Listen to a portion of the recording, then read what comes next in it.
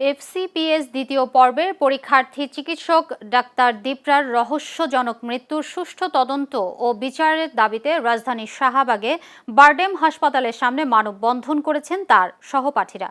বিক্ষোভকারীদের অভিযোগ, বিয়ের পর থেকেই স্বামী ডাক্তার রহমত রশিদ সিয়াম ও শাশুড়ির শারীরিক ও মানসিক নির্যাতনের শিকার ছিলেন দীপরা, যার ফলে তিনি দীর্ঘদিন ধরে মানসিকভাবে বিপর্যস্ত ছিলেন। তাদের দাবি, মৃত্যুর আগে টানা 3 দিন তাকে ঘরে তালাবদ্ধ ও অনাহারে রাখা হয়। গত 4 জুন গুরুতর অসুস্থ অবস্থায় তাকে বারডেম হাসপাতালে নেওয়া হলে সেখানে তার মৃত্যু হয়। যদিও মেডিকেল রিপোর্টে মৃত্যুর কারণ হিসেবে হার্ট অ্যাটাকের কথা উল্লেখ করা হয়েছে। সহপাঠীদের অভিযোগ, নির্যাতন ও চিকিৎসাগত অবহেলার ফলেই তার মৃত্যু হয়েছে।